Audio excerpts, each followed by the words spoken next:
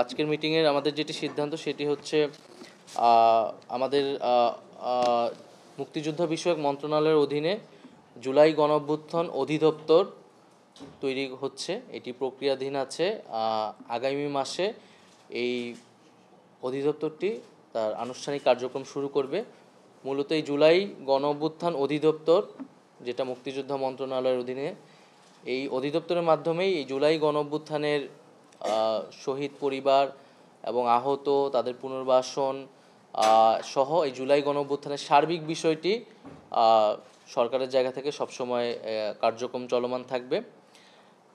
এবং আমরা যারা শহীদ পরিবার এবং আহত রয়েছেন তাদের যে আর্থিক সহায়তার জন্য একটা বাজেট বরাদ্দ হয়েছে অর্থ মন্ত্রণালয় থেকে। আমাদের এখন পর্যন্ত যে তালিকা স্বাস্থ্য মন্ত্রণালয় থেকে আমরা পেয়েছি যে 826 জন শহীদ এবং 11,000-এর মতো আহত। তো এই তালিকাটা তো প্রক্রিয়া চলমান আছে, এটি 31 জানুয়ারি পর্যন্ত তালিকার অন্তর্ভুক্তির জন্য আরেকটি সময় বৃদ্ধি করা হয়েছে, কিন্তু এখন পর্যন্ত আমরা যতটুকু ভেরিফাই করতে পেরেছি সেটা হচ্ছে আগামী সপ্তাহে এটার একটা গ্যাজেট প্রকাশিত হবে, যতটুকু পর্যন্ত আমরা ভেরিফাই করতে পেরেছি। তো এই তালিকা ধরে আমরা যেই আর্থিক সহায়তাটা সেটা আমরা দেওয়া শুরু করব। সেক্ষেত্রে আমাদের 637 কোটি 80 লক্ষ টাকা একটা বাজেট অর্থ মন্ত্রণালয় থেকে এই মুক্তিযুদ্ধ মন্ত্রণালয়ে দেওয়া হয়েছে।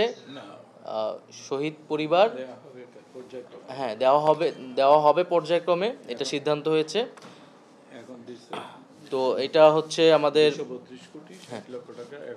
আমাদের শহীদ পরিবারদের জন্য আমরা যেটা অনেক আগে ঘোষণা এসেছিল যে 30 লক্ষ টাকা করে দেওয়া হবে শহীদ পরিবার, সেইটার 30 লক্ষ টাকা প্রতিটা শহীদ পরিবার। এবং আহতদের জন্য যে বিভিন্ন ক্যাটাগরি ওয়াইজ যারা গুরুতর আহত, অতি গুরুতর আহত, এই অনুযায়ী আমরা 5 লক্ষ, 3 লক্ষ, 2 লক্ষ, 1 লক্ষ এরকমভাবে দেওয়া হবে আহতদের জন্য। তো এই বাজেটটি বা এই সহায়তাটা পর্যায়ক্রমে দেওয়া হবে। আমরা জানুয়ারি মাসে আমরা এটার এই বাজেটের 232 কোটি 60 লক্ষ টাকা আমরা জানুয়ারি মাসে অর্থাৎ আগামী সপ্তাহ থেকে এটি দেওয়ার কার্যক্রম শুরু করব। এবং বাকি যেই টাকাটি 405 কোটি 20 লক্ষ টাকা সেটা আগামী যেই 2025-26 অর্থ বছর জুলাই মাসে এই বাকি টাকাটা হচ্ছে দেওয়া হবে। তো এখন আমরা জানুয়ারি মাসে এই 232 কোটি 60 লক্ষ টাকা শহীদ পরিবার ক্ষেত্রে, সেক্ষেত্রে 10 লক্ষ টাকা যেটা সঞ্চয়পত্র আকারে থাকবে, এবং আহতদের যে বিভিন্ন ক্যাটাগরি এবং দেশে বিদেশের চিকিৎসা কনসালটেন্সি বাবদ আমাদের বাকি বাজেটটা থাকবে।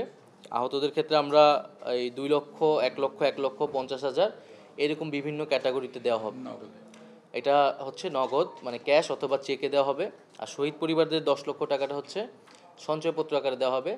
আর বাকি টাকাটা যেটা 405 কোটি 20 লক্ষ সেটা হচ্ছে জুলাই মাসে আগামী অর্থবছরের যে বাজেট হওয়ার পরে জুলাই মাসে আমরা বাকি টাকাটা একবারে দিয়ে দেবো। শহীদ পরিবারদের ক্ষেত্রে 20 লক্ষ আর আহতদের ক্ষেত্রে বাকি যেটা থাকে।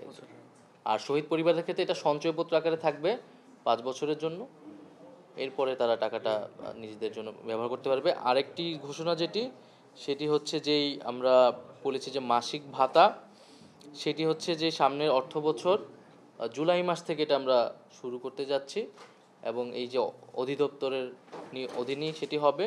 সেক্ষেত্রে শহীদ পরিবার এবং আহতদের ক্ষেত্রে যে আমরা ক্যাটাগরি করেছি অর্থাৎ অতি গুরুতর আহতরও যারা সারা জীবনের জন্য যারা ক্ষতিগ্রস্ত হয়েছে সেই ক্যাটাগরি অনুযায়ী আমরা মাসিক ভাতা প্রদানের বিষয়টি করা হবে।